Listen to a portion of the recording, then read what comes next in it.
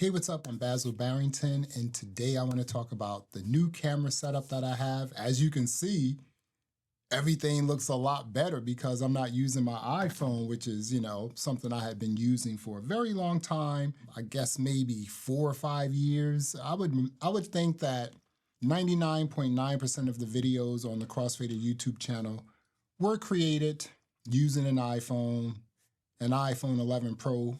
That was the first phone I started using with my YouTube videos. And then the 15 Pro Max. And then during that time, I, tried some cameras. I tried the Canon SL2, the Canon SL3, the Sony ZV-E10, the Sony ZV-E10 and now I have a new camera. And, I had these cameras and I was trying them and I was just like, okay, I know there are some things I need to do. So a lot of times I would just record those using like, intelligent mode or just like the automatic mode, right?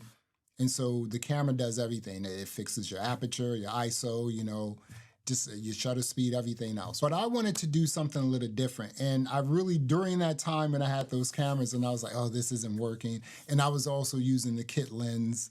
So things didn't really work out. So today I want to talk about my new camera and my new lens. And this is the joint I'm going with. And I think I finally understand how to, set the camera up in a manual mode because I actually decided to put the work in to figure this out. Previously, I just had a whole bunch going on, a whole bunch of stuff going on, lots of stuff going on. But I said, you know what, I'm gonna get this right because I need a real camera to shoot my live DJ streams. And so this is what I have. So let me show you. Wait a minute. I'm gonna get everything here and bring it over to you. Let's first start with the camera, and the camera is the Sony ZV-E10 Mark II. I know there is a lot of stuff people are saying about this camera, right?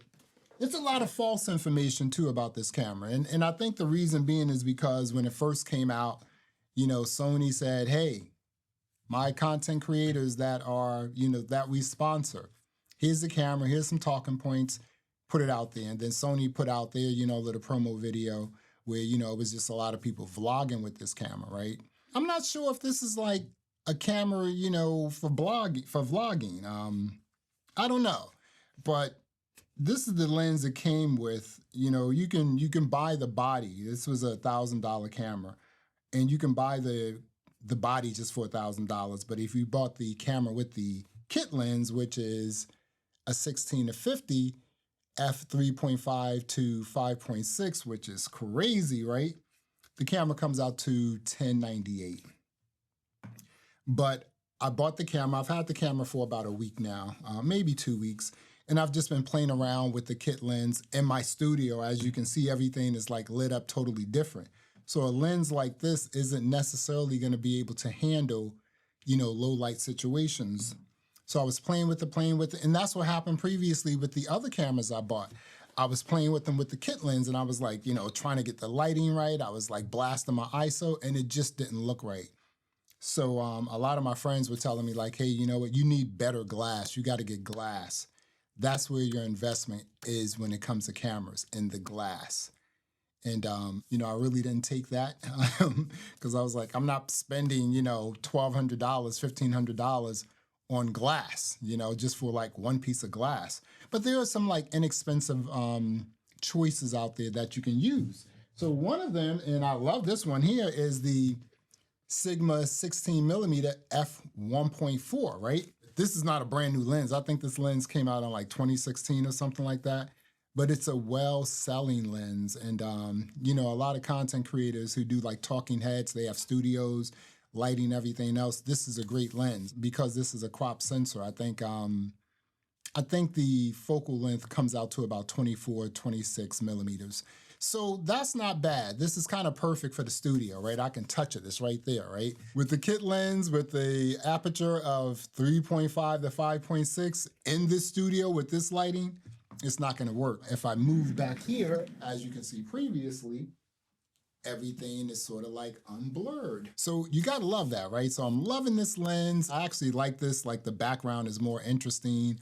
So who knows, I may create a totally different set over here. Now there are some things to know about this camera that's a little interesting and quirky. First and foremost, the desktop software is just like, I mean, you know, if you're doing remote shooting, okay, you did remote shooting, now you got to download it. How do you do that? You got to like, you know, my camera is like close to the wall. So, you know, it's kind of a little tricky to spin it around and do things because I have all the stuff on and I have a, you know, this lens. It's not huge, but it's longer than this lens, you know, it's definitely longer than this lens. What does this camera do in a controlled environment, in a studio like this with controlled lighting? So this guy, Gabriel VIP, I'll leave his link in the show description. He talks about having the Sony ZV-E10 Mark II in this lens, the Sigma 16mm f1.4. And he talks about the things that you may want to consider when you're shooting in a controlled environment in the studio. Other interesting thing about this camera is when you're shooting in a live stream mode, you need a really fast charging USB-C cable. A regular, schmegular, normie USB cable isn't gonna do it. I didn't realize that I didn't have like a USB-C cable like that, but I do have a whole bunch of Thunderbolt cables. So Thunderbolt works. So if you plug up a normie USB-C cable and you try to do live streaming, you're only gonna be able to do that at 720. You need that fast charging USB-C cable or Thunderbolt cable to get to 1080p or 4K live streaming. So that's pretty cool. But yeah, I think one of the most interesting things about this camera is like the software, because, you know, this is Sony. They make the PlayStation, and this is the software, the desktop software that they're giving us, this junk. I'm just like, wow. It's, again, you can't control a lot. You can only control, I guess those are the really main things you want to control, you know, shutter, aperture, and ISO, you know, and white balance, you know, and then you can control also the modes you want to shoot. In manual mode, you want to shoot in intelligent mode and program mode and all this other stuff, right? Yeah, they got to do better with the software. Canon actually updated their software, but the updated version, you now have to pay for it. It's subscription-based. So I'm not paying, dude, I'm not paying a subscription for a desktop software to use with my camera. That should always be free. I do have a Rode VideoMic NTG connected to the camera. The recording in that is pretty good, but I'm also using my Sennheiser MKE 600 shotgun microphone, which is right here, and that's connected to my, you know, Rodecaster Pro 2 right here. I'm like a novice at this, so I don't know all this stuff. I'm just telling you some of the things that I found out. So the quality of your video is going to be a lot better if you record directly into the camera. The camera is pretty good. Obviously, I'm not going to use the built-in microphone because I have a lot of microphones, so why would I use a built-in microphone on a camera? You know, they can't possibly be that great. This is what you're seeing right now. I know like over time, I'm gonna continue to check this out and just refine how I'm shooting, you know, play around with the ISO. I don't wanna tick this ISO up past like 600. I think 250 is fine. So the camera was total $1,400. So if you have any questions about this, again, I'm not a pro at this, I'm a novice, you know, so I'll try to answer those questions. But, and if not, I'll try to point you in the right direction when it comes to videos. But if you do have the Sony ZV-E10 Mark II and the Sigma 16mm, go check out Gabriel VIP. He is gonna put you on point you in the right direction, put you on track. This guy, I mean, I didn't even need to watch my big boy and my big girl, you know, photography YouTube channels because they really didn't talk about it, right? They were just like, not that much. They're like photographers.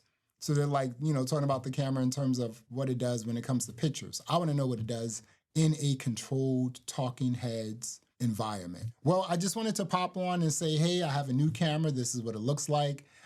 This is a journey. I'm going to put it through its paces. I'm going to try to like, you know, adjust some of the settings to even make things look a little better. But that f1.4, that's the key. This kit lens is really nice if you're outside in natural light. Inside, low light, it's not going to work. Outside, really, this lens really shines outside.